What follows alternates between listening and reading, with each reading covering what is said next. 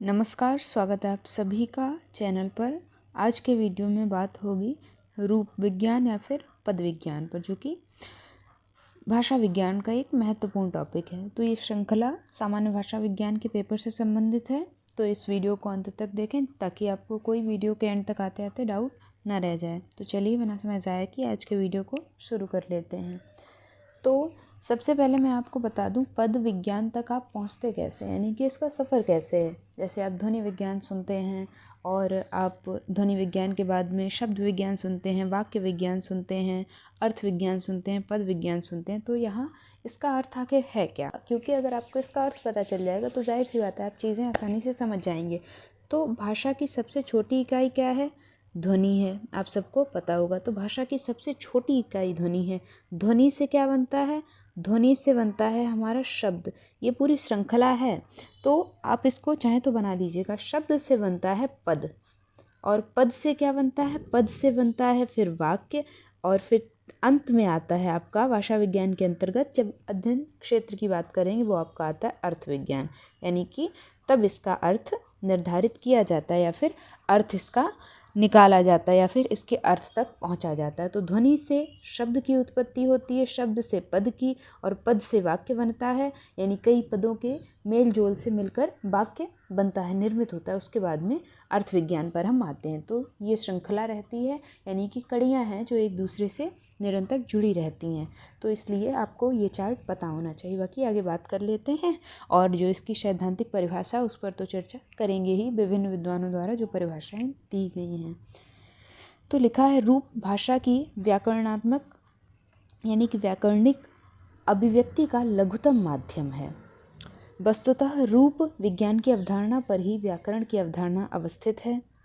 शब्दों की रचना और भाषा में उनका प्रयोग रूप विज्ञान के विषय हैं। समझिए, रूप विज्ञान के अंतर्गत क्या? शब्दों की रचना कैसे हुई है, भाषा में उनका प्रयोग कैसे होना चाहिए या फिर कैसे होगा, किन किन व्याकरणिक कोटियों का ध्यान रखते हुए हमें पद का प्रयोग करना होगा। तो इन सब चीज़ों के बारे में चर्चा परिचर्चा जो है विस्तार से होती है या फिर की जाती है किसके अंतर्गत? रूप विज्ञान के अंतर्गत। अब आते हैं पद विज्ञान या फिर रूप विज्ञान की सैद्धांतिक परिभाषा पर, जो कि भाषाविदों के द्वारा दी गई या फिर स्वीकार की गई है। तो यहाँ पर कई विद्वानों की परिभाषाएं मैंने संकलित की हैं, आप देख सकते हैं। सबसे पहले बात कर लेते हैं पद विज्ञान की परिभाषा में।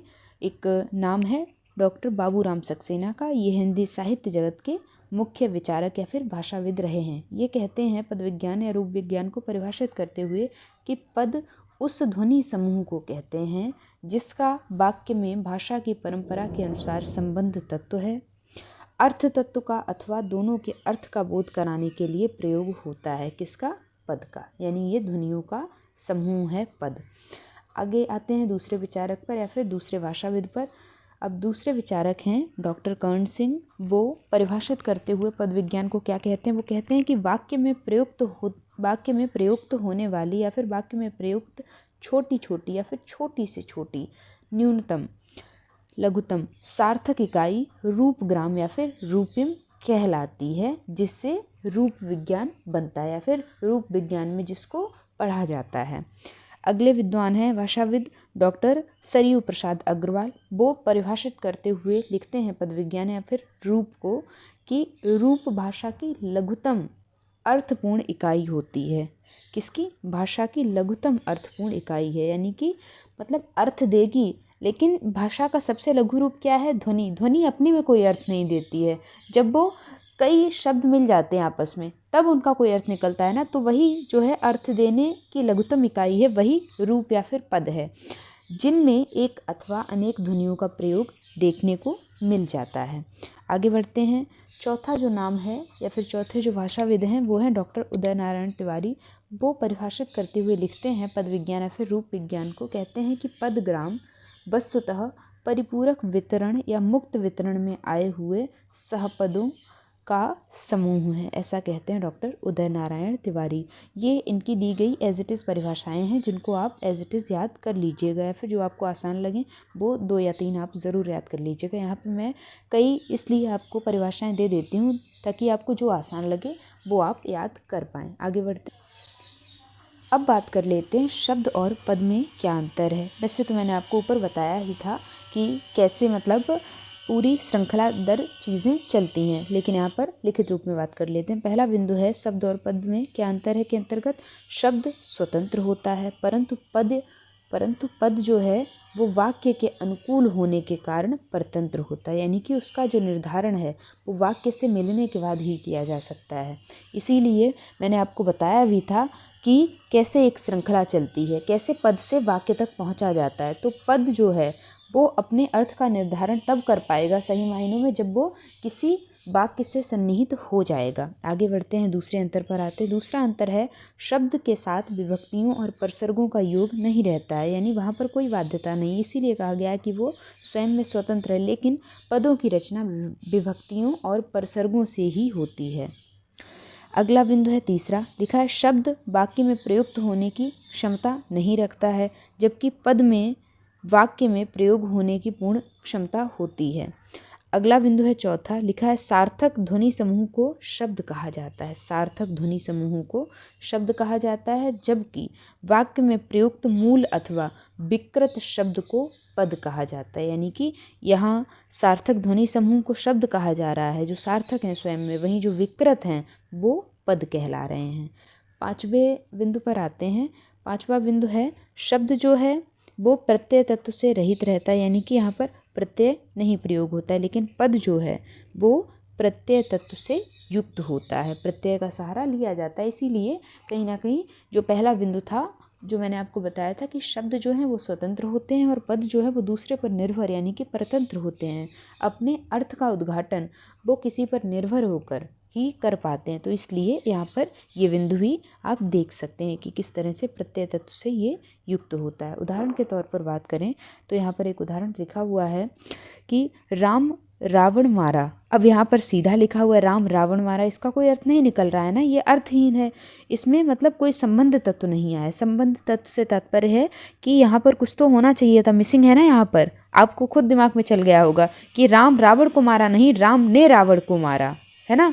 यहाँ पर और यहाँ पर दोनों स्थानों पर संबंध तत्व मिसिंग है, दिया ही नहीं गया, इसलिए यहाँ पर कोई अर्थ नहीं आ रहा है। खैर समझने वाले समझ जाएंगे, लेकिन सही मायनों में अगर व्याकरणिक दृष्टि से देखेंगे तो यहाँ पर कोई अर्थ नहीं आ रहा है। इसलिए यहाँ पर जब संबंध तत्व लगाया गया राम ने रावण को मारा, तब उसका अर्थ निकला, वो अर्थवान हुआ। यानी कि यहाँ पर ने और को जो हैं वो संबंध तत्व हैं। तो ऐसे बनता है पद। अब जैसे मैं बताऊं, अभी हम किसकी बात कर रहे थे, शब्द और पद में अंतर की बात कर रहे थे। तो राम रावण मारा तीन जो हैं स्वतंत्र शब्द हैं। इनका स्वतंत्रता में देखा जाए तो इनका अर्थ है अगर इन्हें एकल तौर पर देखा जाए, लेकिन अगर वाक्य के रूप में रख दिया गया तो ये अर्थहीन हो गए ना। क्यों? क्योंकि यहाँ पर संबंध तत्व की हीनता है, यानी संबंध तत्व का अभाव है। तो संबंध तत्व जब मिले, यानी मूल शब्द से, यहाँ पर एक लिखा हुआ है फॉर्मूला कि मूल शब्द से जब संबंध तत्व मिलता है तब पद या फिर रूप का निर्माण होता है, उसकी निर्मिति होती है। तो आप इसको बहुत अच्छे से समझ गए होंगे। ये उदाहरण बहुत ही अच्छा है, आप चाहें तो नोट डाउन कर सकते हैं या फिर अपने हिसाब से भी आप उदाहरण मॉडिफाई कर सकते हैं। आगे बढ़ते हैं और बात कर लेते हैं रूप या फिर रूपिम के भेदों पर। तो यहाँ पर आप चाहें तो इस तरह से एक चार्ट बना लीजिएगा, जैसे रूपिम के भेद डालिए और उसके बाद में 2 एरो बनाइए, क्योंकि 2 आधारों पर रूपिम के भेद किए गए हैं, वर्गीकरण किया गया है। पहला जो आधार है वो यहाँ पर लिखा हुआ भी है जैसा कि प्रयोग के आधार पर, और वहीं दूसरा आधार है वो है रचना के आधार पर। दोनों पर ही मैं चर्चा यहाँ पर कर लूँगी। तो रचना के आधार पर बात करूँ तो संयुक्त रूपिम और मिश्रित रूपिम, और पहला जो आधार है वो है प्रयोग के आधार पर। तो इस पर चर्चा सबसे पहले कर लेते हैं। प्रयोग के आधार पर पुनः 3 प्रकार से वर्गीकरण देखने को मिल जाता है, जिसमें पहला आता है मुक्त रूपिम, यानी इनका स्वतंत्र रूप से कुछ ना कुछ अस्तित्व तो है, यानी बिल्कुल ही ये अर्थहीन नहीं हो जाते। जैसे यहाँ पर मैंने अंडरलाइन किया है एक एग्जाम्पल देते हुए कि मोहन रसोई घर में दूध पीता है। अब जैसे यहाँ पर लिखा हो माँ को हटा दिया जाए, ये संबंध तत्व जो है इसको हटा दिया जाए, तो यहाँ पर क्या बनेगा, मोहन रसोई घर दूध पीता है। तो नहीं बनेगा। यानी कि रसोई घर जहाँ पर लगा हुआ है उसके साथ में ये संबंध तत्व आवश्यक है। तो ये जो रूपिम है रसोई घर, ये मुक्त रूपिम नहीं है। यहाँ पर मुक्त रूपिम क्या है? मोहन और दूध। क्योंकि आप यहाँ पर अगर संबंध तत्व नहीं लगाएंगे तो भी इसका अर्थ निकल रहा है, ये अर्थहीन नहीं है। पढ़ के एक बार चलिए देखते हैं, आप बेहतर ढंग से समझेंगे। तो मोहन दूध पीता है, यहाँ पर किसी भी संबंध तत्व की आवश्यकता नहीं है, तो इसलिए ये मुक्त रूपिम है दोनों ही शब्द, मोहन और दूध। तो आगे बढ़ते हैं। दूसरा जो है प्रयोग के आधार पर भेद रूपिम का, वो है बद्ध रूपिम। बद्ध यानी बंधा हुआ होना। तो ये प्रत्यय और परसर्ग के रूप में यहाँ पर रूपिम देखने को मिलता है। ऐसे ये बंधा हुआ होता है, प्रत्यय और परसर्ग से बंधा हुआ होता है। जैसा कि मैंने बताया, बद्ध रूपिम का शाब्दिक अर्थ क्या है? बंधा हुआ होना, किसी पर आश्रित होना। तो उदाहरण के तौर पर लड़कियाँ, तो ये लड़की और साथ में आ को जोड़ के लड़कियां बना है, इसलिए ये प्रत्यय और परसर्ग के रूप में बद्ध होता है। दूसरा है ऐतिहासिक, तो यहाँ पर इतिहास और इक प्रत्यय लगकर ये ऐतिहासिक बना हुआ है, इसलिए ये बद्ध रूपिम है। लेकिन ऐसा नहीं है कि इतिहास का अपने आप में कोई अर्थ नहीं है, अर्थ है इसका। लेकिन ऐतिहासिक में कैसे आप देख रहे हैं कि इक लगकर, इतिहास में इक लगकर ऐतिहासिक शब्द उत्पन्न होता है, तो इसलिए यहाँ पर बद्ध रूपिम है और प्रत्यय और परसर्ग के रूप में ये बद्ध है, आश्रित है। इसके बाद में लिखावट में लिख जमा आवट, तो इस तरह से आप इसको समझ पा रहे होंगे। आगे बात करते हैं तीसरे भेद पर। तो प्रयोग के आधार पर रूपिम का तीसरा भेद है मुक्त बद्ध रूपिम, यानी कि मुक्त भी है, बद्ध भी है, यानी स्वतंत्र भी है लेकिन बंधा हुआ भी है।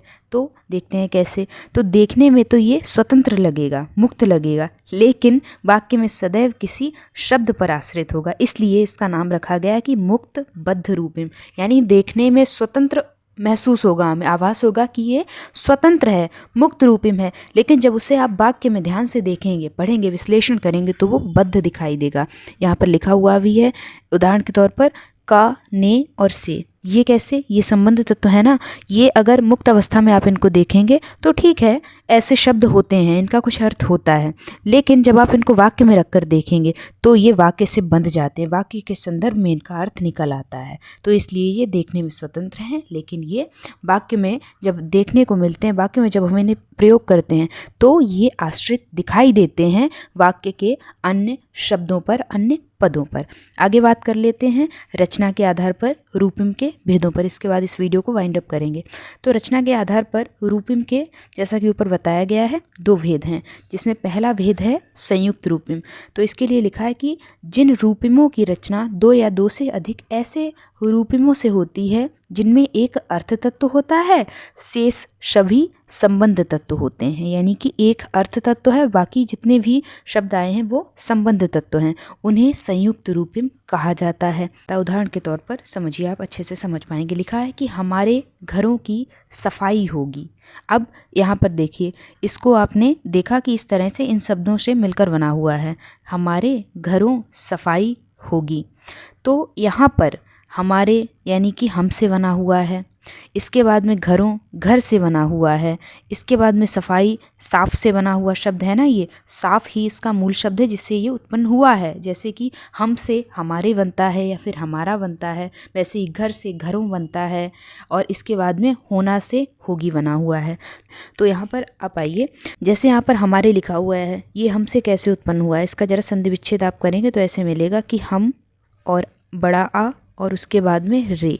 तो यहाँ पर हम जो है वो अर्थ तत्व है, यानी इस शब्द में एक ही अर्थ तत्व ऊपर क्या लिखा है, जिसमें एक अर्थ तत्व होता है, बाकी सभी दो या दो से अधिक संबंध तत्व होते हैं। तो यहाँ पर हम अर्थ तत्व है, बाकी आ और रे दोनों ही संबंध तत्व हैं। ऐसे ही घरों को तोड़कर देखेंगे, सफाई को तोड़कर देखेंगे, होगी का संधि विच्छेद देखेंगे, तो इस तरह से आप बेहतर ढंग से देख पाएंगे। तो यहाँ पर मैंने आपको इसलिए ये उदाहरण दिया ताकि आपको कोई डाउट ना बचे। अब शायद आपका क्लियर हो गया होगा डाउट, मैं फिर से बता दे रही हूँ कि यहाँ पर क्या लिखा है, संयुक्त रूपिम वो है जिसमें एक अर्थ तत्व होगा और बाकी सभी संबंध तत्व होंगे। जैसे यहाँ पर हमने एक शब्द को उठाया इस वाक्य से कि हमारे घरों की सफाई होगी, हमारे को उठाया तो वो हम से बना हुआ है, तो हम जो है अर्थ तत्व है, बाकी जो आए हैं वो संबंध तत्व हैं। तो यहाँ पर संयुक्त रूपिम देखने को मिल जाता है। आगे बढ़ते हैं रूपिम के दूसरे भेद पर। रूपिम का दूसरा भेद है मिश्रित रूपिम। तो लिखा हुआ है कि जिन रूपिमों की रचना एक से अधिक स्वतंत्र अर्थ तत्वों से होती है अथवा जिनकी रचना दो या दो से अधिक अर्थ तत्वों से होती है, यानी एक या एक से अधिक, जाहिर सी बात है दो हो गए, तो दो स्वतंत्र अर्थ तत्वों से होती है या फिर दो या दो से अधिक अर्थ तत्वों से होती है, उन्हें मिश्रित रूपिम कहा जाता है।